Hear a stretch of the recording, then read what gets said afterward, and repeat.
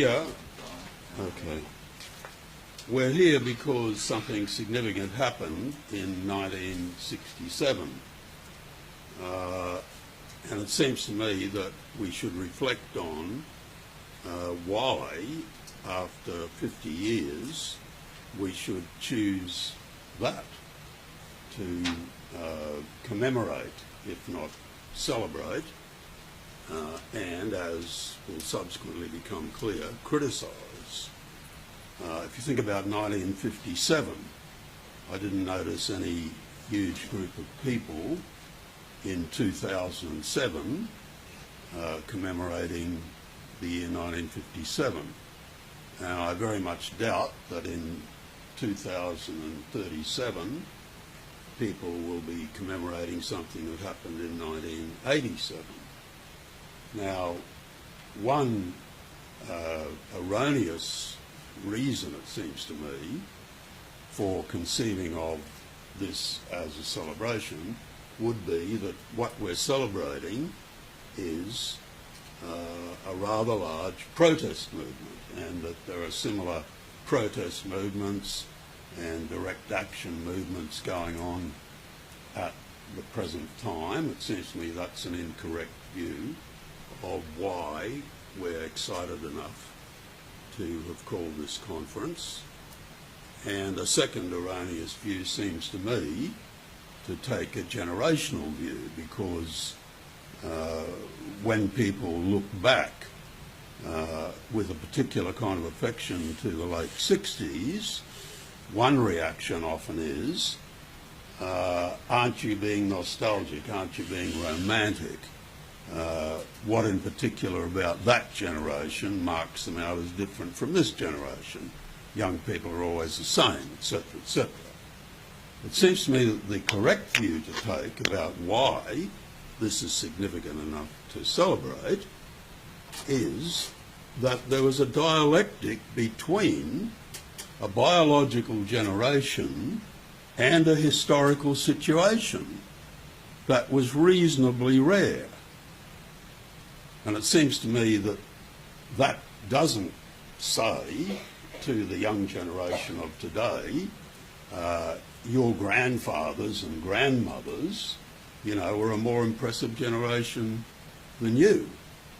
I remember reading in 1969 that special Penguin that came out, which was a Sunday Times report on the events in Paris in May and June of 1968. Some of you may recall that volume.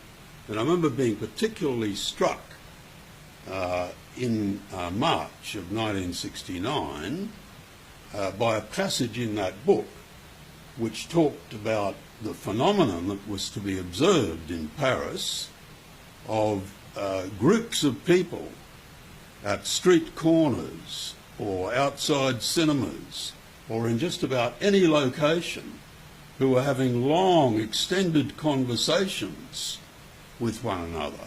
And it went on to suggest that it gave the impression that they were talking about things that had been bottled up for years, and that these relative strangers, you know, were sufficiently involved in what was happening to need to discuss it at some length. And it struck me, as I read that, that that was the kind of thing that went on in the late 60s on this campus and in this city.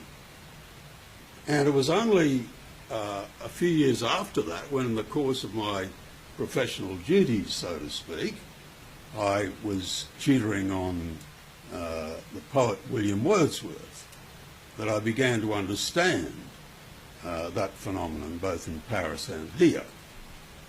William Wordsworth, as some of you may well know, was born in the year of Captain Cook in 1770, which meant that in 1789 he was 19.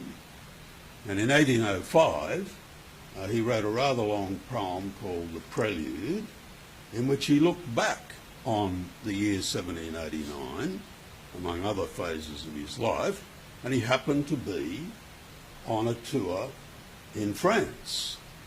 And then, of course, the French Revolution broke out. And he wrote the lines that have been quoted on many occasions such as this ever since. Bliss was it in that dawn to be alive, to be young was very heaven. Now, I suppose it was then that I realised that there are certain periods in Western history that are marked out as particularly fruitful times to be young. You know, when ordinary biological libido and interest in the world and the desire to express energy meet circumstances of a historical nature that make it possible to do that in an ascending arc. And it's no blame against generations that didn't have that good luck. And it may be a contentious view, but I'm arguing that the present generation doesn't have that good luck. And it's strictly parallel to such historical phenomena as the difference between being born when Wordsworth and Coleridge were born and being born under the long dominance of Metternich in subsequent European history. So to quote another great English poet, Matthew Arnold, he talks in one of his poems about a period, an iron time of doubt, distraction, fear. And that seems to me not to be a bad description of the present period. So one reason, it seems to me, for celebrating 1967 is that that march transformed an already existing situation that was international, in which, in our case, after the dominance of Robert Gordon Menzies for something like 23 years, historical circumstances allowed us to see that the world was not intrinsically bipolar, that the world was not a world in which the enemy was Russia and the rest of us were the free world, but I think we began to see that an alternative vision of the world would be that there had been a series of national liberation movements beginning in places that we hardly knew anything about, like the Dominican Republic, Puerto Rico and so on, and that it was possible to see the world from that perspective. And a number of young people on this campus began to be hyper-conscious of what was going on in Vietnam and became very well informed, and some of them, late in 1966, demonstrated in the streets of Brisbane and were really fallen upon by the police. Now, they came back to a campus in which very few of us had any real knowledge of the Vietnam situation, but we could be immediately sympathetic to the way that they'd been treated. And that led eventually to the march that we're commemorating today, almost exactly 50 years ago. Now, it was that huge march of 4,000 people with possibly 2,000 other people going the 8.5 kilometres to confront the police in Roma Street that I think transformed the situation. You had the context after the arrests in which people who'd previously been strangers to one another and had come from all the different backgrounds that Peter spoke about, who were suddenly in a common arena of discussion, introduced to topics that previously would not have been a part of their lives. And so we moved from protest on a single issue to a discussion that incorporated all the aspects of the society that we lived in. And if you were there at the time, you may recall that the distinction between the movement in Brisbane and the movement in other capital cities was that because of a certain sleepiness in Brisbane, there weren't pre-existing radical communist or dissenting communist or Trotskyist groups that got immediately involved. There were instead young left-wing or increasingly left-wing Catholics who were impressed by the fact that the Vatican Council had just occurred. There were members of the SCM who also had their own social justice traditions. There were members of an organisation called SDA who'd been influenced by the kind of socialist humanism implicit in the relatively untheoretical movements occurring in the United States, like SDS.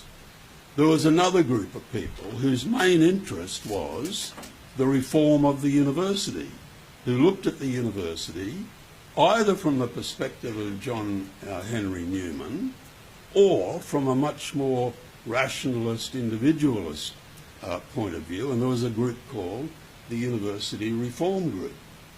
Now, it seems to me that what happened was that in the context of the sequel to that big march, all of these people began to congregate and talk to one another in much the fashion that the Sunday Times report says people were doing in Paris. Like, it might be a surprising fact to some people that the Student Worker Alliance existed here in Brisbane in 1967 before it became a theme of international discussion. So if I could just make one quote, which might be more accurate than my attempting to remember things, from an article that I wrote in 1969 in Semper, trying to understand what was happening on this campus. At that time, I wrote that it seems to me what happened here in 1967 gave to a whole generation of young radicals a new psychological possession, a new permanently memorable sense of human possibilities that is more immediate and more conducive to action than the, quote, excessive optimism about human nature with which they are often charged by the disillusioned leftists of the 30s generation. There is now, I am saying, an instinct for a vision of a franker, more open, more communal society abroad that operates not at the level of theory, of notional possibility, but at the deeper levels of identity formation and at the more immediate levels of mutual recognition by young people of disposition, mood and style. They know that these things are possible in imagination and in fact. They have had experience of them that cannot be rebutted by the arguments of the cynics and realists in armchairs. Hence, they have begun to turn their attention towards all the attitudes in our society that restrict and distort community, that trammel energies of cooperation. They have begun to isolate and attack, too, the various social structures that reinforce those attitudes. They attack them not ultimately in the name of any theory or alternative worked out system, but out of the felt communal awareness of forms of human life that cannot be contained in the present institutions with their impersonality, authoritarianism and repression of all joy or creative responses to situations. And it seems to me that that still is a more accurate account of the sensibility that operated on this campus in a very significant and fairly large minority, than to look at it in terms of the theories which we then began to embrace once we saw that there was a situation that had to be understood anew. And the theories and the traditions that we inevitably turned towards were the Marxist tradition and the anarchist tradition. And both those traditions became extremely active in the subsequent development of the movement.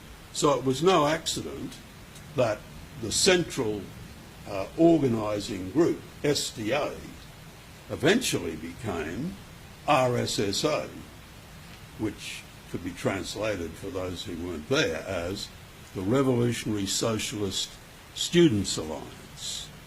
And one of the significant things about the movement here, as against the movements down south, I think, was that we had a central focus on the university as one of the agencies that replicated the status quo, one of the agencies that fed industrial capitalism.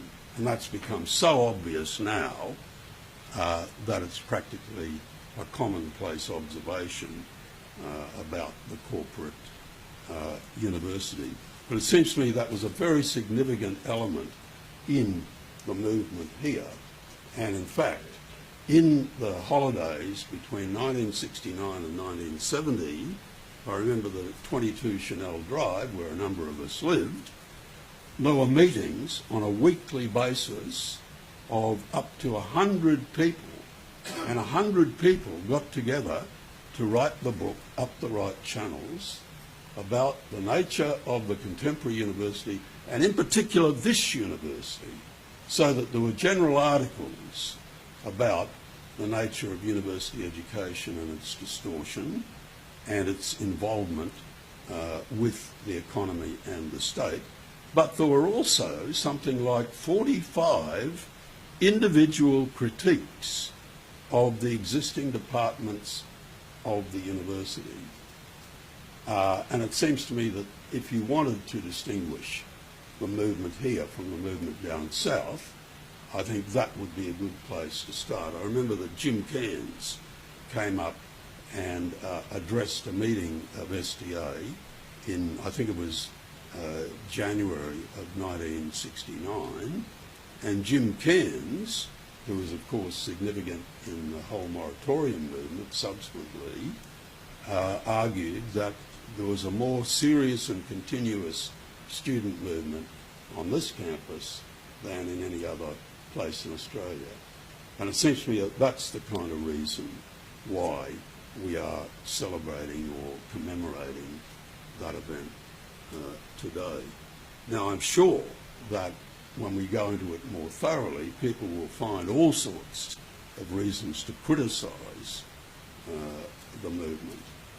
But I think it should be recognised before we get into that criticism that something very significant happened here. Now, I'd like to conclude by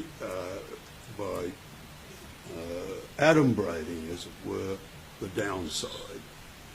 If Wordsworth spoke about a dawn, then I think just as in the French Revolution, just as in 1830, just as in 1848, just as in 1870, and just as with the breakout of the huge European War of 1914, it turned out that it was a false dawn. History is full of false dawns. And a reason why I think they're false dawns is that if you think of the three great concepts of the French Revolution of 1789, liberty, equality, and fraternity, in some form or other, at various levels of theoretical complexity, that has continued to be the impulse that motivates critical movements. Critical movements against what? Critical movements, I'd suggest, against the great movement of the 19th century, the rise of industrial capitalism. And it seems to me that that's still the point of those movements that we currently break out.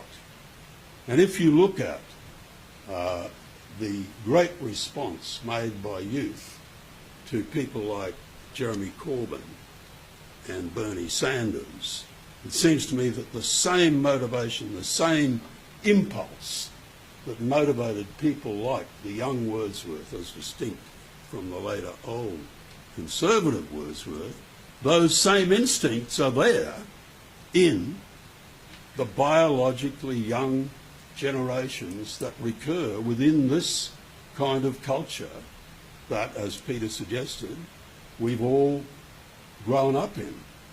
And you can make all sorts of criticisms about their inadequacies, but it seems to me that that impulse is recurrent, and that the reason we're celebrating or commemorating today is because that was a particularly significant outbreak in a particularly crucial historical opportunity of that recurrent impulse. And as I hope will become clear in the second and third sessions of this conference, there's no way that that impulse can be extinguished in young people, though it may face, in certain historical circumstances, deeper obstacles than we had to face, even though we too were defeated.